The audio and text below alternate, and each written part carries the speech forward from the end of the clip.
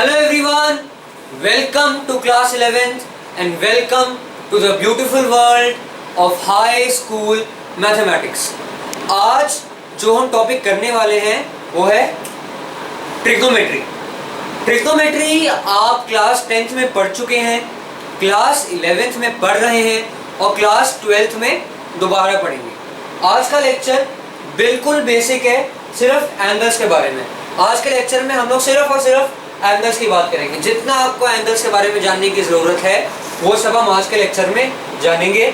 आपकी एनसीईआरटी की एक्सरसाइज 3.1 में जितना कंटेंट है, जितना भी कंटेंट है एक्सरसाइज 3.1 में सारा एंगल्स पे बेस्ड है और वो सारा मैंने इस लेक्चर में कवर कर दिया है. अगर कोई जूनियर क्लासेस का बच्चा, 8, 9, 10th का बच्चा ये लेक्चर देख रहा है उसको भी ये लेक्चर समझ आ जाएगा. अगर आपको ट्रिगो के बेसिक्स पता है, sign theta, cos theta, tan theta ये सब क्या होते हैं, तो आपको 100% ऑफ द लेक्चर समझ आ जाएगा.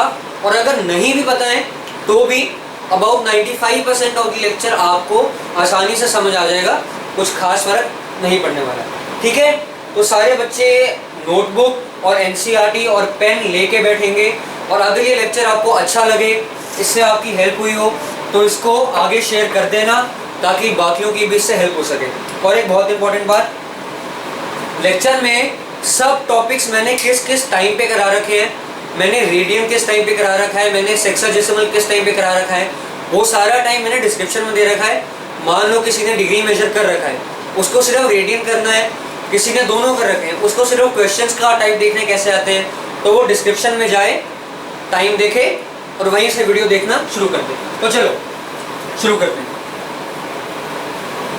ओके, तो आज का हमारा टॉपिक है angles. We'll talk only about angles. So trigonometry is all about angles. आप सबको पता है, पढ़ चुके हो, sine theta, cos theta, tan theta. इस सब में थीटा क्या होता है? एंगल ही तो होता है ना भाई. मतलब ट्रिग्नोमेट्री पूरा का पूरा इन अ नटशेल एंगल्स पे बेस्ड है, राइट. तो पहले हम समझेंगे कि एंगल आखिर होता क्या. चलो सिंपल सी बात है, यह है एक रे, यह है एक रे. इस रे के अबाउट मैंने एक दूसरी रे को रोटेट किया. मैंने इस एक रे को किया यहाँ पे फिक्स और इस रे के अबाउट एक दूसरी रे को मैंने रोटेट किया. ठीक है, अब ये जो डिस्टेंस है इसके बीच में, this distance is referred to as an angle. Okay, अब ये है एक डेफिनेशन. इसकी एक और definition, it is also the measure of extent of rotation of one ray about the other.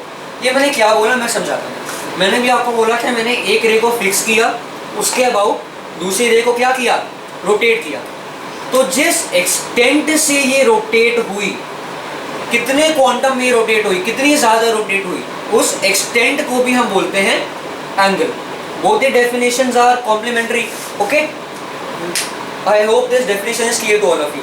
एक रे फिक्स किया, दूसरी को रोटेट किया, ये डिस्टेंस बीच में जो बना, ये एक्सटेंट जो बना, उसको कहते हैं एंगल.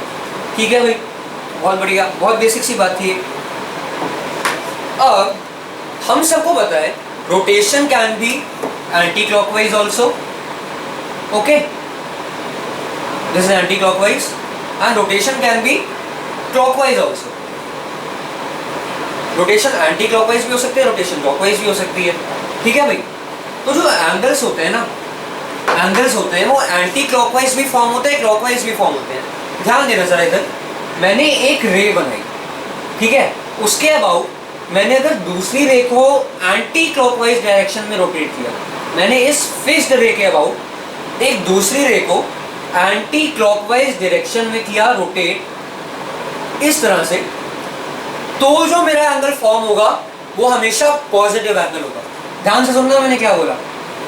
एक रे को फिक्स किया, दूसरी रे को एंटी क्लॉकवाइज डायरेक्शन में रोटेट किया, तो जो मेरा एंगल फॉर्म होगा वो हमेशा पॉजिटिव होगा.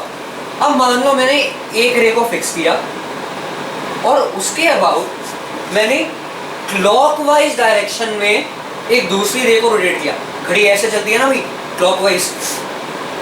मैंने एक रे को किया फिक्स, उसके अबाउट मैंने दूसरी रे को क्लॉकवाइज इस तरह रोटेट किया, तो जो एंगल मेरा फॉर्म होगा वो नेगेटिव होगा. ये चीज़ नहीं है, तुमने इसके बारे में पहले कुछ नहीं पढ़ा, फिर तुम्हें तो बस था कि एंगल तुमने अब तक सिर्फ पॉजिटिव ही देखे, ये तो सोचा ही नहीं था कि एंगल नेगेटिव भी हो सकते हैं। अब जान लिया कि angles can be negative as well. Okay, जब रोटेशन क्लॉकवाइज होगा तो पॉजिटिव एंगल होगा, जब रोटेशन एंटी क्लॉकवाइज होगा तो नेगेटिव एंगल होगा। अब जिस रे को हमने फिक्स कर रखा था, इसमें ये रे फिक्स्ड है, इसमें ये रे फिक्स्ड है, उसको कहते हैं इनिशियल साइड। क्या कहते हैं भाई? Initial side. जिस रे के अबाउट रोटेशन हो रहा है, जो रे फिक्स्ड है, उसको इनिशियल आर्म कह लो या इनिशियल साइड कह लो, दोनों सही है। ठीक है, काफी बुक्स में आर्म लिखा होता है, काफी बुक्स में साइड लिखा होता है। ओके, और जो रे हम रोटेट कर रहे हैं जो फिक्स नहीं है, उसको कहते हैं टर्मिनल आर्म या टर्मिनल साइड। ठीक है भाई, क्लियर है? बहुत बेसिक सी बात है। हमने अब तक क्या पढ़ा? एंगल क्या होता है? रोटेशन का एक्सटेंट। अगर रोटेशन एंटी क्लॉकवाइज है तो एंगल पॉजिटिव होगा, और क्लॉकवाइज है तो एंगल नेगेटिव होगा। ठीक है भाई, बहुत ही बेसिक सी बात थी ये। ओके, अब तुम लोगों ने अब तक क्या पढ़ा? जितने भी तुमने एंगल्स पढ़े हैं, तुमने 360 से ज़्यादा के एंगल्स के बारे में सुना नहीं होगा, है ना? तुमने क्या पढ़ा है कि अच्छा ये एक रे, मैंने इसके अबाउट एक रे को ऐसे पूरा रोटेट किया, पूरा ऐसे घुमा के ऐसे, फिर यहाँ से वापस ऐसे, तो ये पूरा एंगल जो मेरा फॉर्म होगा वो कितना है? 360 डिग्रीज, है ना?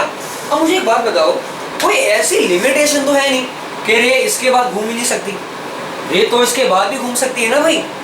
तो इतना घूमने के बाद अगर रे दोबारा घूमे तो एंगल 360 से ज़्यादा बन सकता है।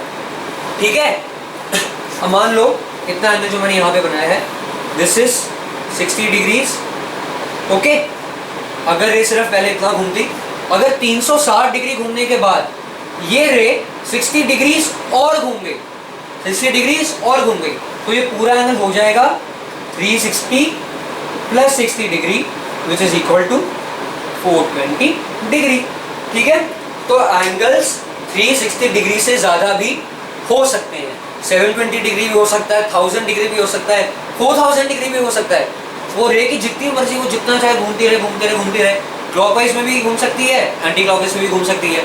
तो नेगेटिव एंगल, पॉजिटिव एंगल 360 से ज़्यादा भी हो सकते हैं। ठीक है भाई, बहुत ही बेसिक सी बात थी। ओके, अब तुम लोगों ने पढ़ा है नंबर्स में, नंबर्स की बात करते हैं। पहले सर नंबर्स की बात करेंगे। ओके, ये हो गया, एक नंबर लाइन होगी। ठीक है, तुम जीरो के राइट साइड चलते हो, तुम्हें पॉजिटिव नंबर्स मिलते हैं। तुम जीरो के लेफ्ट साइड चलते हो, तुम्हें नेगेटिव नंबर्स मिलते हैं, है ना? उसी तरह तुम एक फिक्स रे के अबाउट एंटी क्लॉकवाइज घूमते हो, तुम्हें पॉजिटिव एंगल मिलता है। तुम एक फिक्स रे के अबाउट क्लॉकवाइज घूमते हो, तुम्हें नेगेटिव एंगल मिलता है ना? नंबर्स के बीच में भी नंबर होते हैं, 0 और 1, पास होके भी कितने दूर है ना? कहने को तो पास है नंबर लाइन पे, पर इनके बीच में इनफाइनाइट नंबर्स आ रहे हैं, है ना?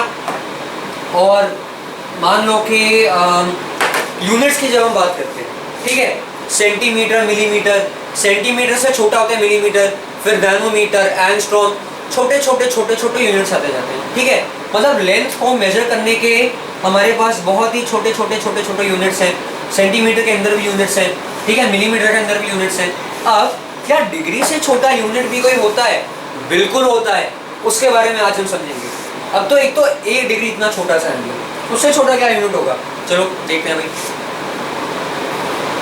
1 डिग्री को मान लो वैसे तो है नहीं कि ये 1 डिग्री है, assume that this is 1 degree. अब मान लो कि मैंने इसको ऐसे छोटे छोटे छोटे छोटे छोटे इतने छोटे छोटे 60 पीसेस में बांट दिया। कितने?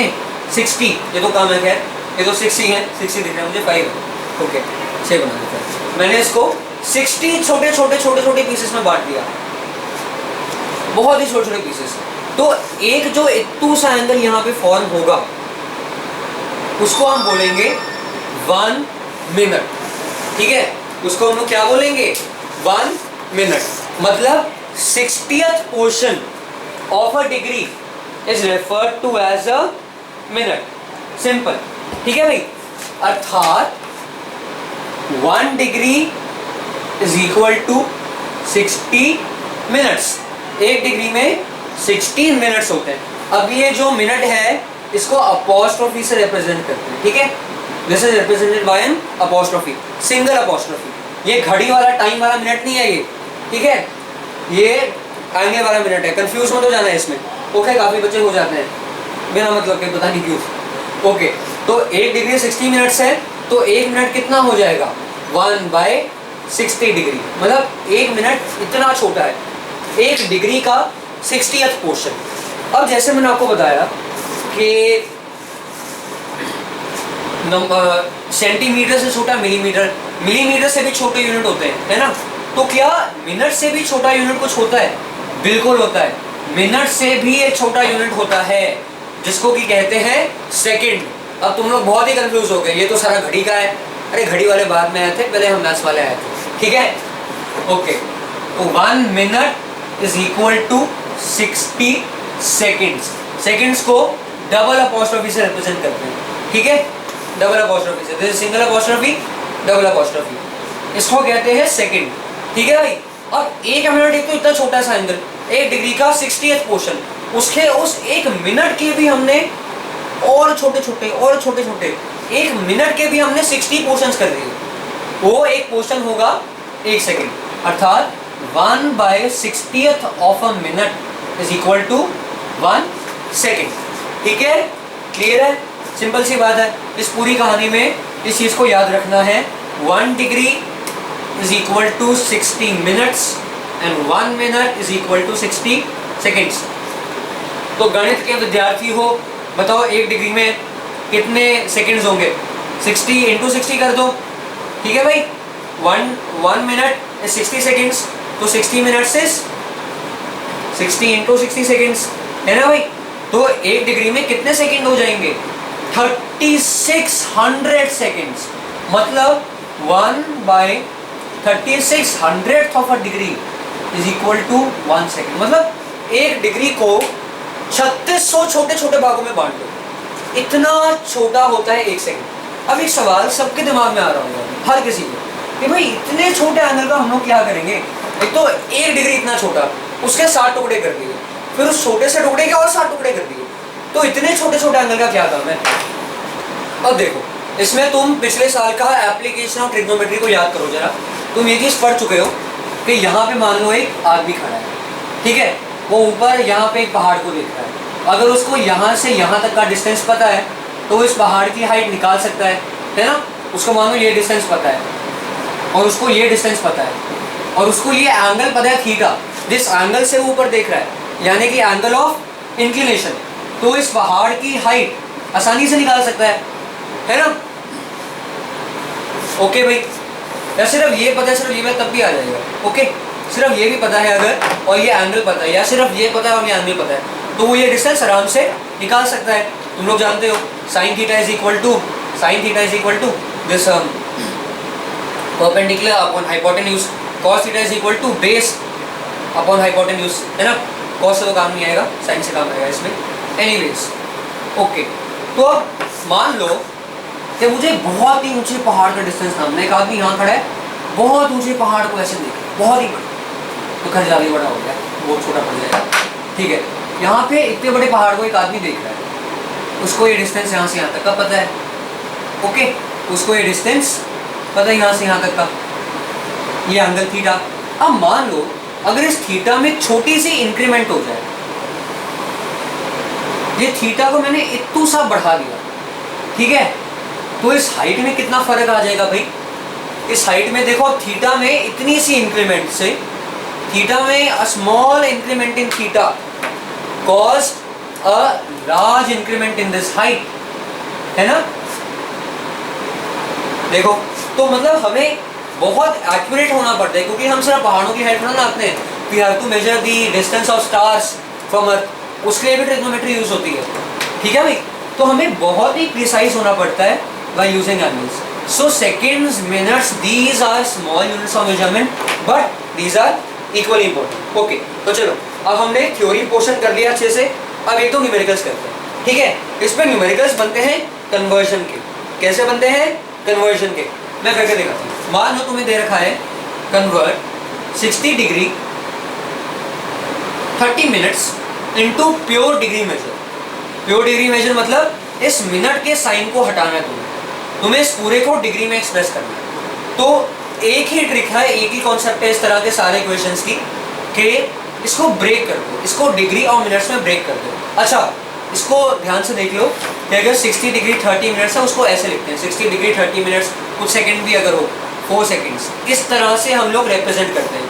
से 40 degree 45 minutes 7 seconds, okay, sorry 45 minutes 7 seconds, इस तरह से हम रिप्रेजेंट करते हैं मिनट्स और सेकंड्स को एक लाइन में, ओके, ठीक है। Coming back to a question, 60 degree 30 minutes, इसको ब्रेक कर दो, this is same as 60 degree plus 30 minutes, ठीक है भाई, 60 degree 30 minutes is same as 60 degree plus 30 minutes. अब हमें क्या करना है, हमें इसको कन्वर्ट करना है डिग्री में, मिनट को कन्वर्ट करना है डिग्री में। अभी हमने पढ़ा 1 मिनट कितने के बराबर होता है, 1/60 डिग्रीज, ठीक है। तो अगर हमें 30 मिनट निकालना है, 30 मिनट कितने के बराबर होगा, 30 इंटू 1/60 डिग्रीज, राइट। तो हमें सिंपली इसको 60 से डिवाइड करना है, डिवाइड करके क्या आ जाएगा 1/2, तो 60 डिग्री प्लस 1/2 डिग्री, इसको आप लिख सकते हो 60 1/2 डिग्रीज, और you can also write this as 121/2 degrees, ठीक है, क्लियर, आसान सवाल था, ओके। एक और टाइप का सवाल देखते हैं, इसका उल्टा। अगर मैं तुम्हें बोला 51/4 डिग्रीज को, इस फ्रैक्शन पार्ट को हटाना है, इसको हमें एक्सप्रेस करना है किसमें, मिनट्स में, इस फ्रैक्शन पार्ट को एलिमिनेट करना है, इसको मिनट्स के फॉर्म में लाना है, ठीक है। 50 को हम नहीं छेड़ेंगे, मान लो क्वेश्चन की कुछ ऐसा डिमांड है, तो 50 को मत छेड़ो, तुम्हें सिर्फ इस फ्रैक्शन को मिनट्स में एक्सप्रेस करना है। तो तुम क्या करोगे, 50 प्लस 1/4 डिग्री। जनरली ऐसा डायरेक्ट क्वेश्चन नहीं आता, बट कुछ क्वेश्चंस में ऐसी डिमांड होती है। अगर इसको हमें मिनट्स में, डिग्री और मिनट दोनों में एक्सप्रेस करना है, तो पहले तो ब्रेक कर दो, 50 प्लस 1/4, ठीक है। अभी हमने पढ़ा 1 मिनट कितना, 1/60 डिग्री, ठीक है। अब डिग्री से मिनट में जाना है, okay, 60 degree is 1 minute, so 60 into 1/4, sorry, इसको सिंपली हम 60 से मल्टीप्लाई कर देंगे, क्लियर है ना भाई, इतना तो 50 प्लस 1/4 इंटू 60, ठीक है। इसको सिंपली 60 से क्या कर देना है, मल्टीप्लाई, अभी मैंने किया था 60 into 1/4 which is equal to 15, so this will be nothing but 50 degree 15 minutes. चलो, बहुत ही आसान सा सवाल था, पढ़ाते हुए भी नींद आती है, इतना ईजी है ये टॉपिक, ओके। एनीवेज, अब थोड़ा एक इंटरेस्टिंग सवाल करते हैं। इतने आसान सवाल तुमसे डायरेक्टली एग्जाम में तो बिल्कुल नहीं पूछे जाएंगे, ठीक है, इतने आसान सवाल तुमसे डायरेक्टली एग्जाम में नहीं पूछेंगे, ओके। एक सवाल देखते हैं, कोई भी कुछ भी ले लो, 58.585 डिग्री, ठीक है। अब बोला कि इस डेसिमल को एलिमिनेट करना है, जैसे पहले फ्रैक्शन को एलिमिनेट किया था, वैसे इसमें इस डेसिमल को एलिमिनेट करना है, मतलब इसको मिनट सेकंड जो भी आ रहा है उसमें रिप्रेजेंट करना है। अब इसको कैसे करेंगे, अभी मैंने बताया था डिग्री से सेकंड में जाने के लिए क्या करते हैं, मल्टीप्लाई बाय 60, और इसको भी कुछ नहीं करना, इसको वैसे ही अप्रोच करेंगे जैसे पुराने सारे क्वेश्चंस को अप्रोच किया। इसको पहले तो ब्रेक कर दो, 58 डिग्री प्लस 0.585 डिग्री। अब इस 58 को हमने नहीं छेड़ना, ये तो ऑलरेडी अपना मस्त होल नंबर है डिग्री में, ठीक है। हमें मतलब है इससे, ये भाई साहब परेशान करें डेसिमल में 0.585 डिग्रीज, ठीक है, 0.585 degrees.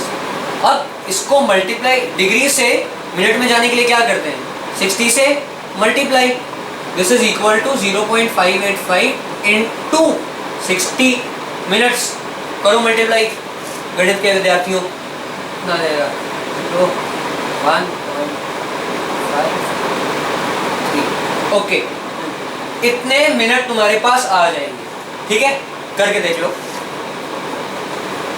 35.1 minutes, 0.585 degrees equals 35.1 minute. भाई देखो, ये अभी भी यहाँ पे डेसिमल पॉइंट आ रहा है, ठीक है, मतलब ये मिनट भी कंप्लीट नहीं है, ये आगे ब्रेक हो सकता है। और मिनट किस में ब्रेक होता है, हमने अभी पढ़ा था किस में ब्रेक होता है मिनट। मिनट से छोटा यूनिट क्या है, सोच लो, सेकंड। ठीक है, मिनट से छोटा सेकंड, और मिनट से सेकंड में जाने के लिए भी क्या करते हैं, 60 से मल्टीप्लाई। तो पहले इसको ब्रेक कर दो, 35 प्लस 0.1, 35 प्लस 0.1 मिनट्स। अब ये कंप्लीट है, इसको नहीं छेड़ना, इसको लो। 0.1 minutes is equal to 0.1 into 60 seconds, जो कि हो जाएगा 6 seconds. 0.1 minutes is equal to 6 seconds. तो हमने 0.585 डिग्रीज को किस में ब्रेक कर दिया, हमने किस में ब्रेक कर दिया इसको, 35 मिनट्स और 6 सेकेंड्स। ठीक है, मैंने बिल्कुल ही रैंडम सी वैल्यू ली है। ठीक है, 5 और 8 दिमाग में आया था, वही छाप दिए। ओके, और हमारे पास पूरी वैल्यू क्या थी, 58 डिग्री, 58.585 डिग्री। ठीक है, मतलब 58 डिग्री प्लस 0.585 डिग्री। हमने इसको ब्रेक कर दिया तो हमारे पास क्या वैल्यू आई, 58 degree 35 minutes 6 seconds. This is the final answer we got. ठीक है, और मान लो कुछ ऐसी वैल्यू दे रखी होती, 40 डिग्री 30 मिनट 5 सेकेंड, या ऐसा ही कुछ दे रखा है, और इसको अदर वे अराउंड बोला है कि इसको बोला फ्रैक्शन में एक्सप्रेस करो। तो कुछ नहीं करना, पहले इसको 60 से डिवाइड करो। अगर इसी का अदर वे अराउंड पूछ लिया कि इस पूरे को प्योर डिग्री में कन्वर्ट करना है, फ्रैक्शन में, डेसिमल में, जिस भी तरह से, तो इसको 60 से डिवाइड करो। ठीक है, फिर इसमें ऐड कर दो, फिर इसको 60 से डिवाइड करो, इसमें ऐड कर दो। आसान है, मैं कर नहीं रहा हूँ, लेंथी कैलकुलेशन जाएगी, टाइम कंज्यूम होगा। ठीक है, ओके, तो बहुत ही बेसिक सी बात थी, कवर हो गया। इस टॉपिक से जनरली क्वेश्चंस डायरेक्टली नहीं आते, बट इसी कॉन्सेप्ट में मर्ज होके आ जाते हैं। ठीक है, चलो, अभी हमने एंगल्स को जिस यूनिट में मेजर किया उसको बोलते हैं डिग्री। ठीक है, हम हाइट को सेंटीमीटर में मेजर करते हैं, फीट में मेजर करते हैं, ठीक है, इंचेस में मेजर करते हैं। हमने उसी तरह से एंगल को भी जिस यूनिट में मेजर किया उसको कहा जाता है डिग्री। ठीक है भाई, अब क्या इसको मेजर करने के और भी यूनिट होते हैं? बिल्कुल होते हैं। एंगल को मेजर करने का एक और यूनिट होता है जिसको कहते हैं रेडियन। जैसे कुछ नहीं है, सेंटीमीटर एक यूनिट है, मीटर एक यूनिट है, इंच एक यूनिट है।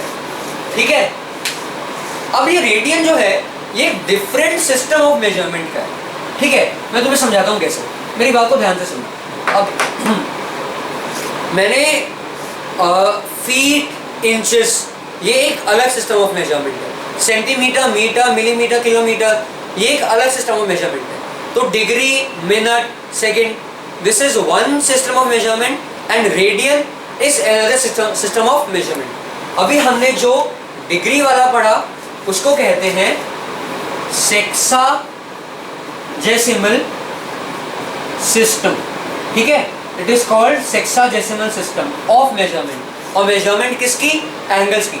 तो अभी हमने sexagesimal system of measurement of angles के बारे में सब कुछ पढ़ लिया। ठीक है, जितना हमें पढ़ना चाहिए 11th में। ओके ओके, और रेडियन में जो मेजरमेंट होती है एंगल्स की उसको कहते हैं सर्कुलर सिस्टम, सर्कुलर सिस्टम या रेडियन सिस्टम। ठीक है, वैसे सर्कुलर इज प्रेफरेबल, कुछ बुक्स में रेडियन सिस्टम भी लिखा होता है। ठीक है, ओके। और एक सवाल उठता है, ये रेडियन सिस्टम की ज़रूरत क्या है? सेक्साजेसिमल तो हम लोग में इसमें हम आराम से मेजर कर रहे हैं। और मुझे एक बात बताओ, मैं तुमसे तुम्हारी हाइट पूछूं, मानो तुम्हारी हाइट है 5 फीट 10 इंच। ठीक है, तुम ये बोलोगे कि मेरी हाइट 5 फीट 10 इंच है, या ये बोलोगे कि मेरी हाइट है 0.007 किलोमीटर्स, 0.0017 किलोमीटर्स? ऐसे तो नहीं बोलते ना। अगर मैं तुमसे पूछूं इस पेन, इस मार्कर की हाइट कितने किलोमीटर है, ठीक है, ये जो मार्कर है मेरे हाथ में, इसकी हाइट कितने किलोमीटर है, तो क्या मेरा सवाल गलत है? मेरा सवाल तो सही है, इसकी हाइट कुछ ना कुछ किलोमीटर तो होगी ना भाई, 0.0001 किलोमीटर्स, कुछ ना कुछ तो होगी। या मैं तुमसे पूछूं कि यहाँ से, दिल्ली से मुंबई तक का डिस्टेंस कितने मिलीमीटर है, तो बड़ा ही वेग सा सवाल हो गया। मेरा सवाल गलत नहीं है, कुछ ना कुछ मिलीमीटर तो होगा, बट वो हमारे लिए कन्वीनियंट नहीं है। ठीक है, तो कन्वीनियंस के लिए, मैथमेटिकल कन्वीनियंस के लिए हम एक और सिस्टम डिफाइन करते हैं, सर्कुलर सिस्टम, और इसका क्या सिग्निफिकेंस है वो हम लोग अभी साथ में पढ़ेंगे। चलो बोर्ड में डालूंगा।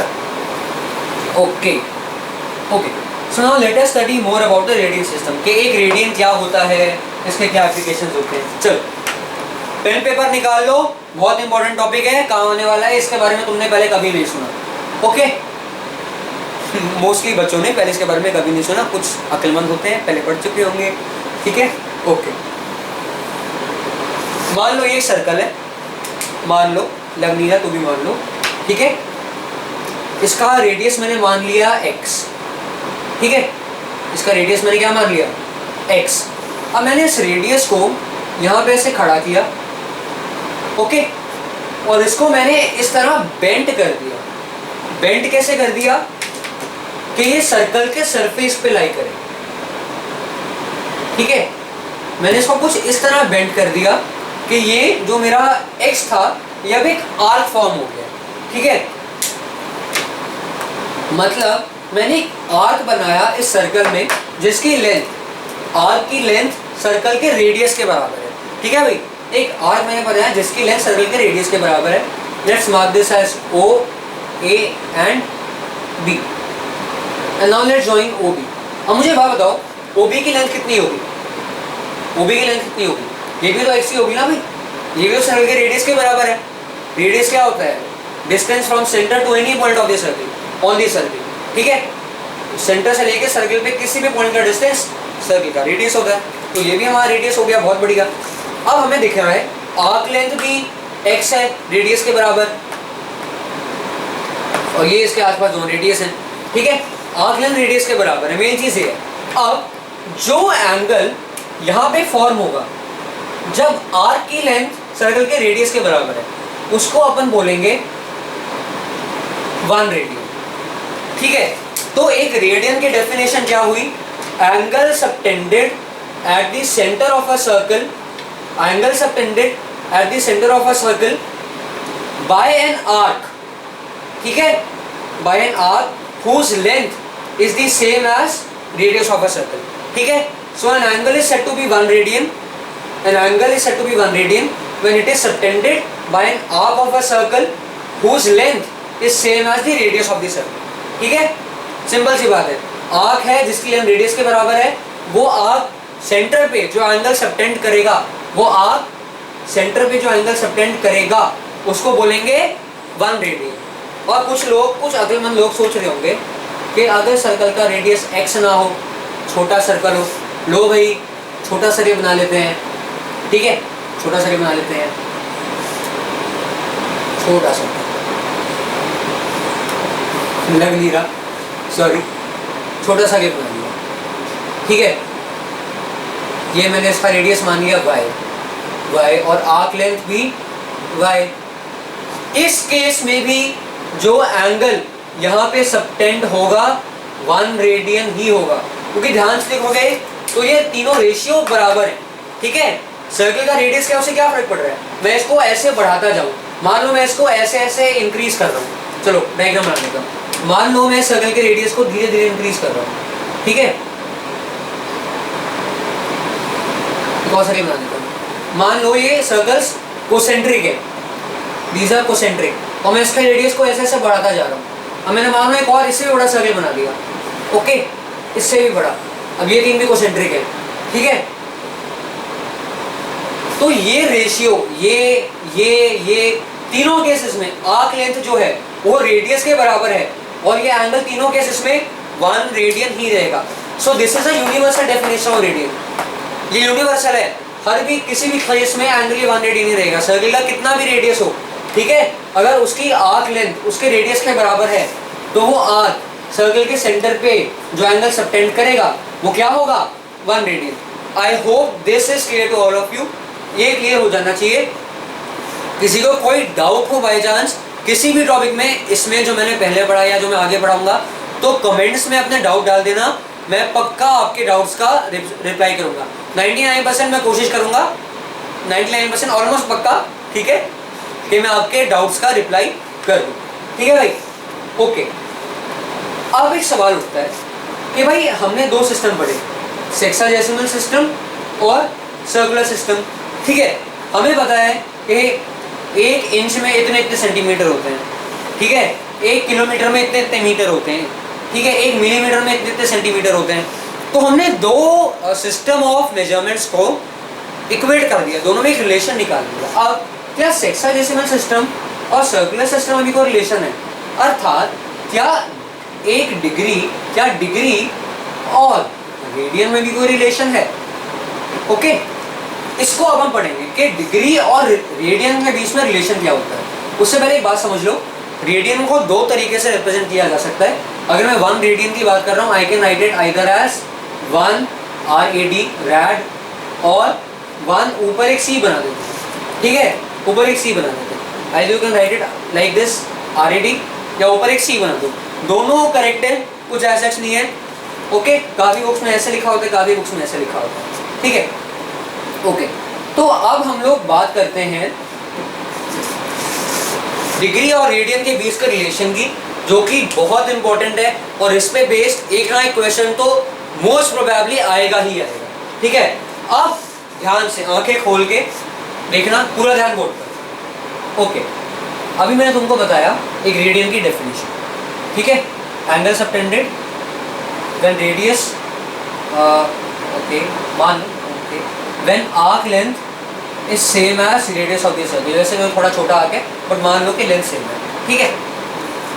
Okay, this is 1 radian here. अब मेरे एक सवाल का जवाब, आंसर 1 क्वेश्चन कि मुझे ऐसे कितने आर्क्स चाहिए, मुझे ऐसे कितने आर्क्स चाहिए कि मैं सर्कल का पूरा पेरीमीटर कवर कर लूँ। मुझे ऐसे x लेंथ के कितने आर्क्स चाहिए जिससे मैं सर्कल का पूरा पेरीमीटर कवर कर लूँ। अब 2 मिनट वीडियो को पॉज करो और मेरे सवाल के बारे में सोचो। x लेंथ का आर्क है, मुझे ऐसे कितने आर्क चाहिए होंगे, जैसे 1 आर्क, 2 आर्क, 3 आर्क, मुझे ऐसे कितने आर्क चाहिए जिससे मैं पूरा सर्कल का पूरा सर्कमफेरेंस कवर कर लूँ। वीडियो को सारे बच्चे 2 मिनट के लिए पॉज करेंगे और इस सवाल के जवाब के बारे में थोड़ा सोचेंगे। सोच लिया? चलो ओके, अब मेरी बात को ध्यान से सुनो। सर्कल के सर्कमफेरेंस का फॉर्मूला क्या होता है? 2 पाई r, यही होता है ना भाई, सर्कल के सर्कमफेरेंस का फॉर्मूला 2 पाई r। यहाँ r क्या है? रेडियस, ठीक है, मतलब 2 पाई इंटू r, मतलब r को 2 पाई टाइम्स ऐड करना। अगर मैं बोलूँ 5 इंटू 4, मतलब 4 को मैंने 5 बार ऐड किया, 4 + 4 + 4 + 4 + 4, ठीक है। 5 इंटू x, मतलब 5 को मैंने x बार ऐड किया, मैंने x को 5 बार ऐड किया, x + x + x + x + x, इस प्रकार से, ठीक है। ठीक है भाई, सिंपल सी बात है, तो बहुत ही बेसिक सी बात है, तीसरी कक्षा की बात है। अब अगर मैं कह रहा हूँ 2 पाई इंटू r, मतलब मैं r को 2 पाई टाइम्स ऐड कर रहा हूँ, मतलब मैं रेडियस को 2 पाई टाइम्स ऐड कर रहा हूँ, है ना। मतलब एक बार r + r + r + r, ऐसे 2 पाई times, 2 pi is almost I think 6.28, yes 6.28, मतलब 6.28 टाइम्स r को ऐड करके मैं पूरे सर्कल का सर्कमफेरेंस निकाल सकता हूँ। ओके, इस केस में हमारा रेडियस कितना है? अभी आर्क लेंथ के बारे में मत सोचो, अभी सिंपल इतना सुनो जो मैं कह रहा हूँ, ठीक है। सर्कल में हमारा रेडियस कितना है? x। तो इस केस में, in this specific case, circumference of this circle is 2 pi x, यानी कि 2 पाई इंटू x, ठीक है भाई। और मेरा सवाल क्या था कि मुझे कितने आर्क्स चाहिए, कितने आर्क्स मैं यहाँ पे जोड़ूं जिससे मेरा पूरा सर्कल कवर हो जाए। मतलब 2 पाई इंटू x मेरा पूरा सर्कल कवर कर रहा है। x हमारे आर्क की लेंथ भी है, ठीक है। Radian is a special angle, क्योंकि यहाँ पे आर्क की लेंथ रेडियस के बराबर है। अब ध्यान से सुनो, अगर इस x को मैं 2 पाई टाइम्स ऐड कर दूं, यानी कि 6.28 टाइम्स, 1 2 3 4 5 6 और 0.28x, ठीक है। मतलब मैं इसको 2 पाई टाइम्स अगर ऐड कर दूं तो मैं पूरा सर्कल कवर कर रहा हूँ। अब जब ये आर्क 2 पाई टाइम्स रिपीट हो रहा है, मतलब ये पूरा सेगमेंट 2 पाई टाइम्स रिपीट हो रहा है, 1 2 और कुछ 3 4 5 6 और ये 0.28, ठीक है। मतलब एक रेडियन, एक और रेडियन, एक और रेडियन, एक और रेडियन, एक और रेडियन, एक और रेडियन, तो 1 2 3 4 5 6 रेडियन हो गए भाई। ये पूरा मिला के 6 रेडियन हो गए और ये 0.28 के बराबर होगा। 0.28 रेडियन है ना, दिस इज 0.28 रेडियन, क्योंकि यहाँ पे आर्क की लेंथ कितनी है 0.28 x, ठीक है। तो जब आर्क यूनिट लेंथ का था तो यहाँ पे 1 रेडियन बन रहा था। जब आर्क इतना बड़ा होता 2x लेंथ का अगर होता तो यहाँ पे 2 रेडियन बनता। अब यहाँ पे 0.28 है तो यहाँ पे 0.28 रेडियन ही बनेगा। ओके, अब यहाँ तक मेरे ख्याल से सबको समझ आ गया, ठीक है, कि 2 पाई बार हम x को घुमाएंगे तो इतना होगा, पूरा सर्कल कवर हो जाएगा। ओके, अब अगर r 2 पाई बार घूमा, अर्थात ये एंगल भी तो 2 पाई बार घूमा है ना भाई, ये एंगल भी 2 पाई टाइम्स घूमा है, मतलब पूरा एंगल कितना कवर हुआ हमारा 2 पाई रेडियंस। जितना r घूमा उतनी बार एंगल घूमा है ना, मतलब we have covered a total of 2 pi radians, right. और हमें पता है कि सर्कल में कंप्लीट रोटेशन का कितना एंगल होता है, कितना होता है 360 डिग्री। ओके, ये चीज हम लोग ऑलरेडी जानते हैं। So this brings us to a very very important result which is 360 degrees is equal to 2 pi radian, ठीक है भाई। 360 degree is equal to 2 pi radian, rad लिख देता हूं। ओके, तो गणित के विद्यार्थी हो, 2 को इधर लेके जाओ, क्या आ जाएगा 180 degree is equal to pi radian. अब इस रिलेशन को सारे बच्चे अभी के अभी कॉपी में उतारेंगे, बहुत ही इंपॉर्टेंट रिलेशन है, सारे सवाल इसी पे बेस्ड बनेंगे, ठीक है। हमारे पास क्या रिलेशन आया, मैं बड़ा बड़ा लिख रहा हूं कि पाई रेडियन इक्वल्स 180 डिग्री, अर्थात 1 radian equals 180 by pi degree. इतना बड़ा होता है 1 रेडियन, ठीक है। अगर इसको डिग्री में कन्वर्ट करना है तो ये कुछ आपका आ जाएगा approximately 57 degree and 16 minutes approximately इतना आएगा, ठीक है। 57 डिग्री 16 मिनट्स अप्रोक्सीमेटली इतना आएगा। बट इसको याद रखने की जरूरत नहीं है खास कुछ, इसको याद रखना है, उसको भूल जाओ भी, वो मैंने सिर्फ नॉलेज के बता दिया आप लोगों की, ठीक है। इसको याद रखना बहुत जरूरी है कि pi radian is equal to 180 degree. कुछ लोगों को इसमें दिक्कत आ जाती है, इसको रट लो कि pi radian is equal to 180 degree. By chance भूल जाओ तो जो मैं तरीका बताया था सर्कल वाला, उसको याद रखना, ठीक है, उसको याद कर लेना, बट उसको रटना मत, वो मैं तुम्हें समझाने के लिए बता दिया है बस, ठीक है। What you need to know is, what you need to learn is pi radian is equal to 180 degree. चलो अब इसमें एक छोटा सा सवाल करते हैं, एनसीईआरटी का पहला एग्जाम्पल, एनसीईआरटी का first example. Okay, convert 40 degrees 20 minutes into radian major.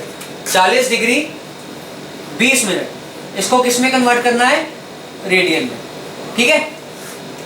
Okay, तो अब जाहिर सी बात है इस मिनट को अपन को क्या करना पड़ेगा, एलिमिनेट। और इसमें तो हमने इतना सारा सवाल कर लिया, अभी 3 ही किए थे, but that was sufficient. Okay, तो इसको कन्वर्ट करना है, तो मैंने क्या बोला था, ब्रेक करो, 40 प्लस 20 बाई 60 से डिवाइड करते हैं, इतने degree which is equal to 41 by 3 degree which is equal to, multiply करके देख लो, 121 बाई 3 डिग्रीज, ठीक है। इतने डिग्री हमारे पास आ गए। ओके, तो 40 degree 20 minutes is equal to 121 by 3 degrees. But ये आंसर नहीं है भाई, हमें इसको कन्वर्ट करना था रेडियन में, ठीक है। अब मिनट्स रहेगा, जब तक मिनट सेकंड रहेगा तब तक रेडियन में तो कन्वर्ट नहीं होगा ना आसानी से। अब इसको क्या करेंगे, रेडियन में कन्वर्ट करने के लिए मैंने अभी बताया कि 1 degree is equal to how many radians, just now I told you 1 pi by 180 radians. Okay, pi by 180 radians. वही है ना, pi radian is equal to 180 degree. तो 1 degree is equal to pi by 180 radian. ठीक है, तो 121 by 3 degree कितने के बराबर हो जाएगा? 121 by 3 into pi by 180 radian. Multiply करके देख लो कितना आएगा, कुछ कट तो रहा नहीं है. तो 121 pi by 54 540 radian. Okay, so this is your answer. ठीक है, हाँ सही है. Okay, this is the answer. 121 pi by 540 radian is the answer. Okay, so this was one simple question which we did. Okay, अब इसका उल्टा भी आ सकता है, वो हम आगे देखते हैं और क्वेश्चंस. पर उससे पहले एक चीज को समझना बहुत जरूरी है. ठीक है, अब मैंने तुम लोग को बताया था कि फीट, इंच, सेंटीमीटर, मिलीमीटर ये सब हम अपनी कन्वीनियंस के लिए करते हैं. अब रेडियन हमारे लिए किस वजह से कन्वीनियंट है, हमें रेडियन की जरूरत क्यों पड़ी. अब मेरी बात को बहुत ध्यान से सुनना, क्योंकि ये रिलेशन भी बहुत ज्यादा इंपॉर्टेंट है. इधर देखो, बहुत ही सिंपल सा रिलेशन है. ओके,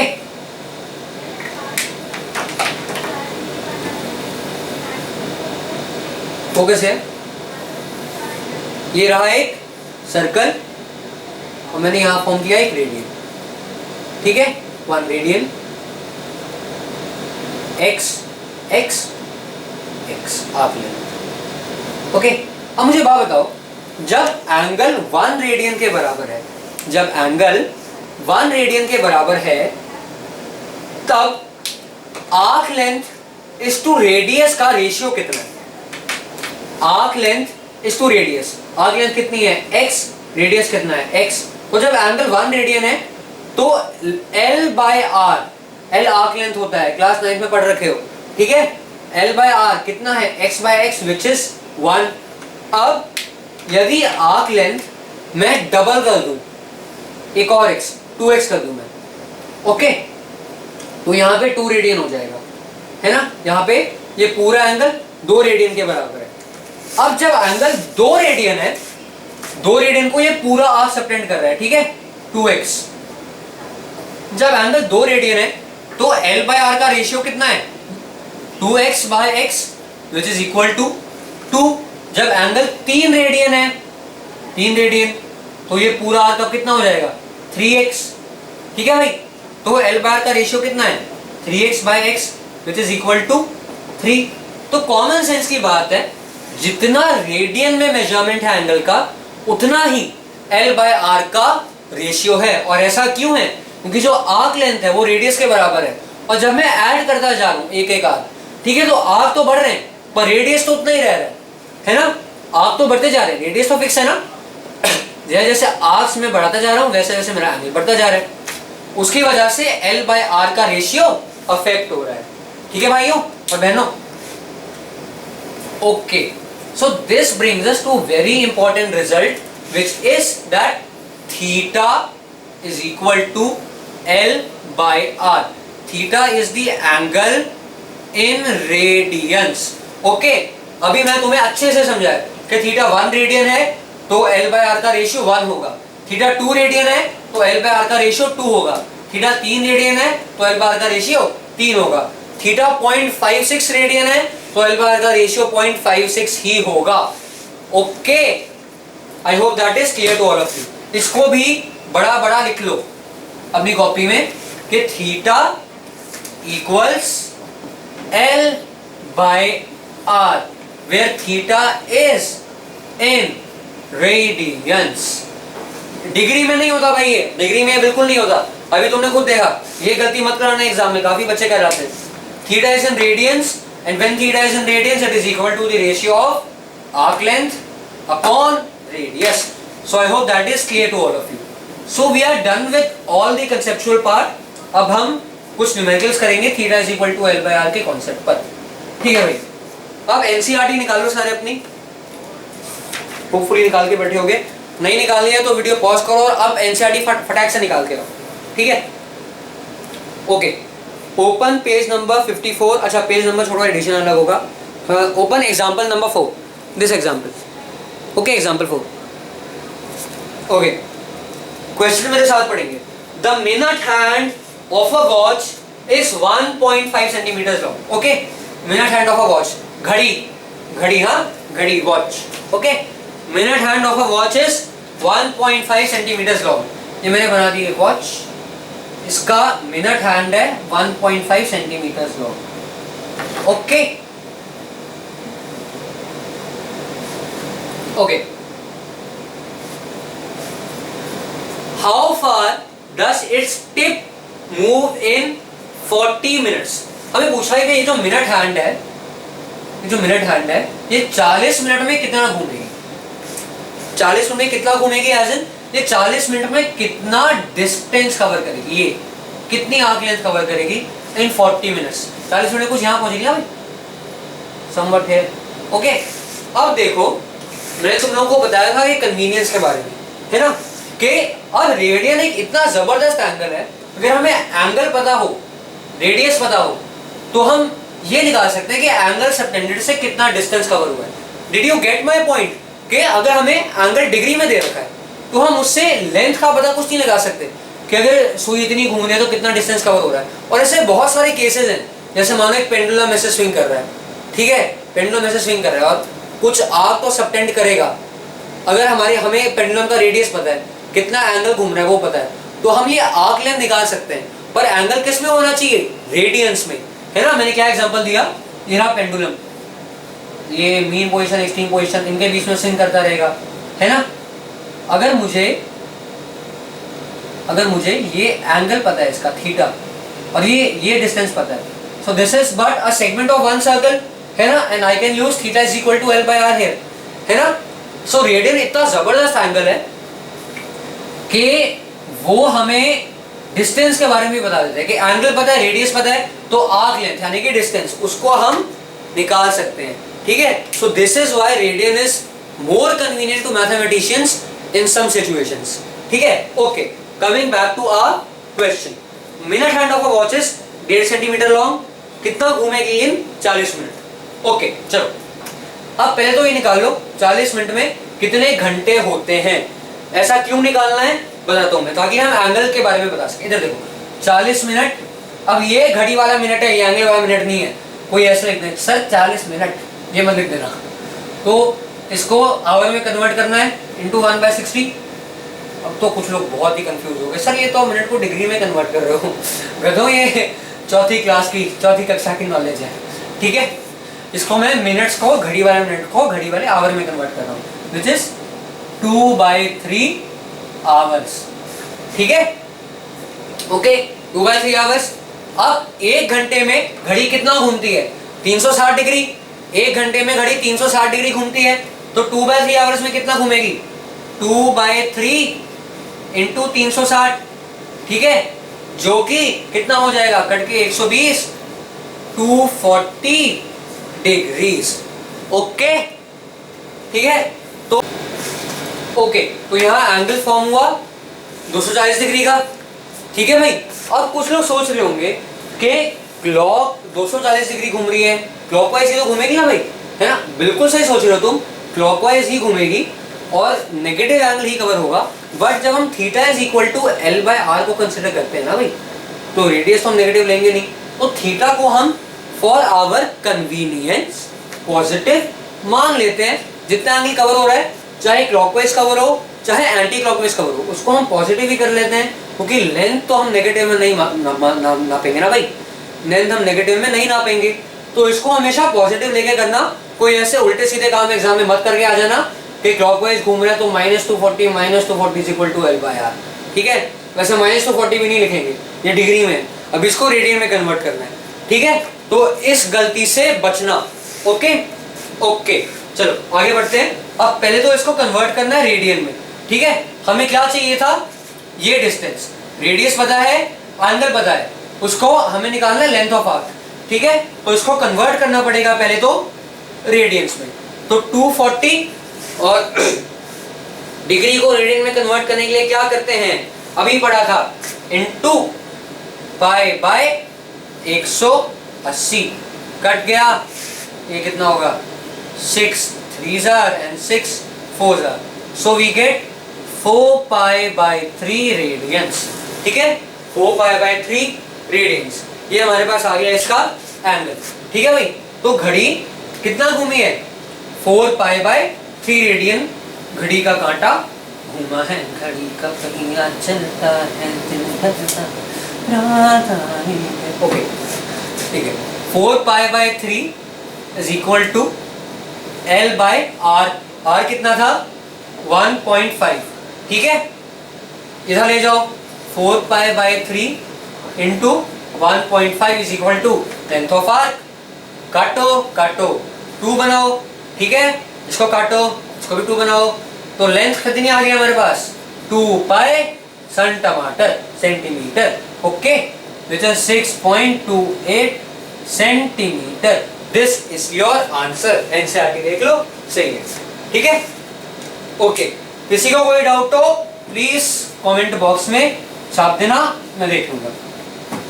ओके, अब नेक्स्ट क्वेश्चन पे आते हैं, लास्ट करेंगे आज, इसके बाद नहीं करेंगे। एग्जाम्पल 5, ओके, एनसीईआरटी का ही एग्जाम्पल 5, काफी अच्छा क्वेश्चन है। अगर तो अभी तक तुम्हें लगता है कि मैंने जितना पढ़ाया समझ अच्छे से आ गया, बहुत अच्छे से समझ आ गया, तो वीडियो को 3 मिनट के लिए रोको। कितने मिनट, 3 मिनट के लिए रोको और इसको सॉल्व करो। ठीक है, और जिसका सही आंसर आ जाए कमेंट में लिखेंगे सर हमने सवाल किया, हमारा सही आंसर आ गया। ओके, चलो, जो ने कर लिया आंसर सही आ गया, वेल एंड गुड। जिनसे नहीं हो पाया कोई नहीं, हम बैठे। ओके, चलो क्वेश्चन को साथ में पढ़ते हैं। If the arcs of the same length in two circles subtend angles 65 degree and 110 degree at the center, find the ratio of the radian। ठीक है, हमें बोला है दो सर्कल हैं जिनकी आर्क लेंथ सेम है, जिनकी आर्क लेंथ सेम है। एक आर्क दे रखा है दोनों सर्कल में जिसकी लेंथ सेम है, एक ये आर्क और एक ये आर्क। ठीक है, थोड़ा बड़ा बना लेते हैं, इसके तो उनके सर पे बाल बना रखे हैं। लॉकडाउन में तो सभी के बाल बढ़ रहे हैं, मेरे भी बहुत बढ़ गए हैं, इतने बढ़ गए कि मैं वीडियो के सामने आ भी नहीं पा रहा हूँ, शर्म आ रही आते हुए। ओके, तो ये जो आर्क्स हैं, जाहिर सी बात है सेंटर पे कुछ ना कुछ एंगल तो सबटेंड करेंगे ना। ठीक है, अब ये बड़ा सर्कल है, तो ये जो एंगल सबटेंड करेगा, ये तो छोटा एंगल सबटेंड करेगा ना भाई, थोड़ा छोटा सबटेंड करेगा, और ये थोड़ा बड़ा सबटेंड करेगा।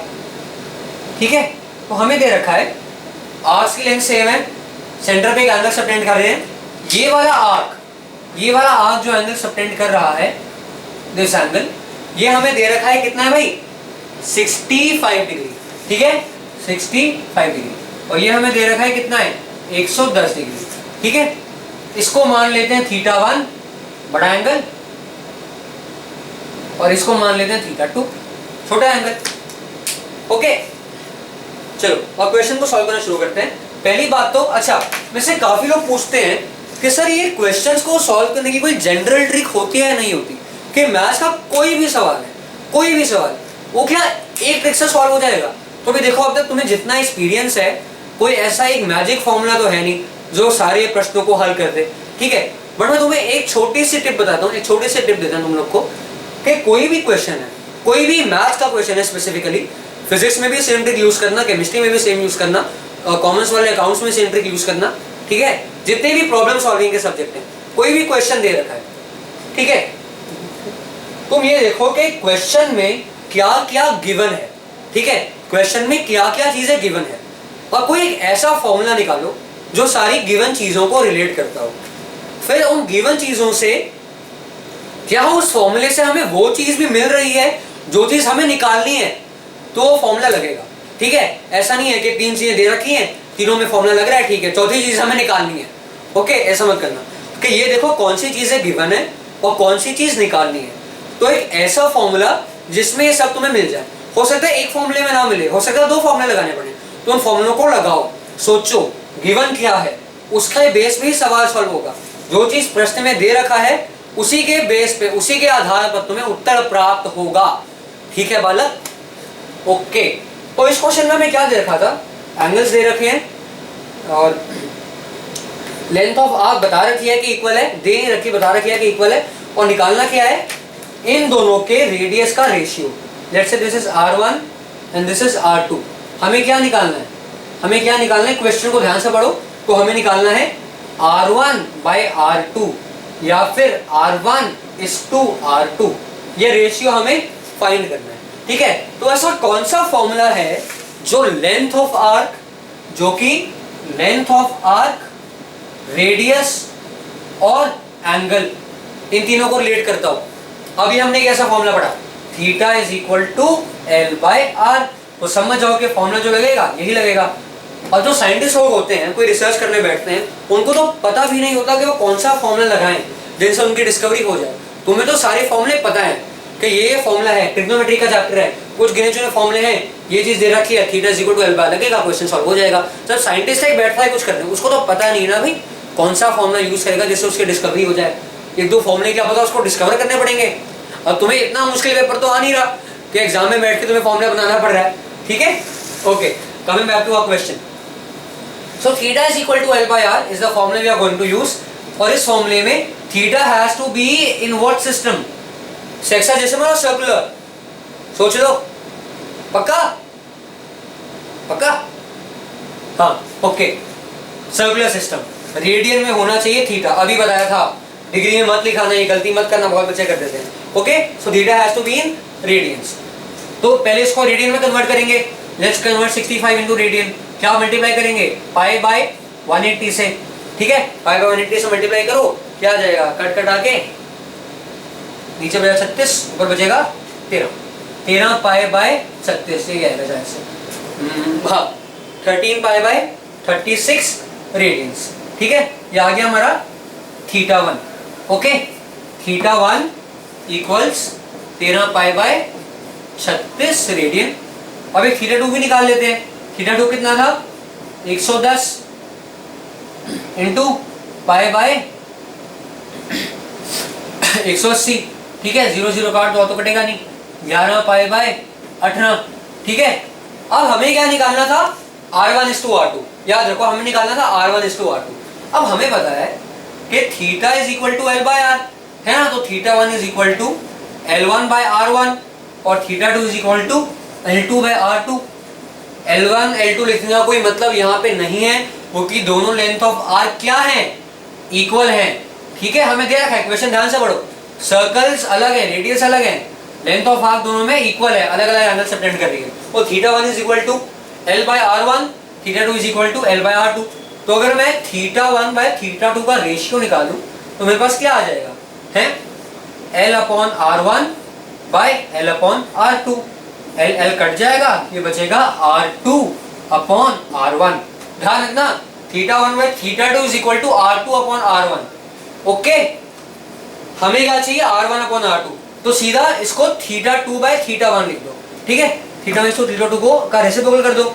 अगर ऐसा हमें पता है कि theta 1 by theta 2 is equal to R2 by R1, तो theta 2 by theta 1 is equal to R1 by R2, जो कि हमारा रिक्वायर्ड आंसर, ठीक है भाई।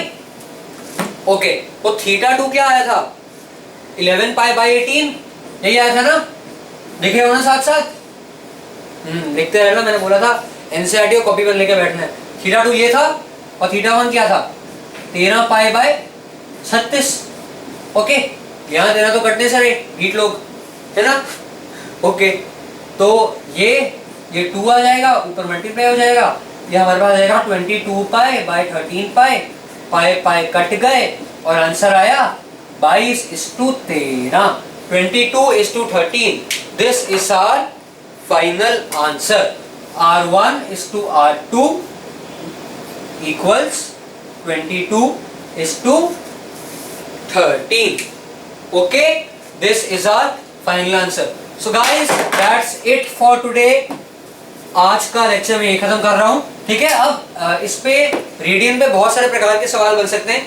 एक मैं तुम्हें पेंडुलम का बता दिया, ठीक है। एक सवाल कुछ ऐसा होता है कि आदमी यहाँ है, ऊपर चंद्रमा को देख रहा है, ठीक है, ऊपर चांद को देख रहा है, ओके।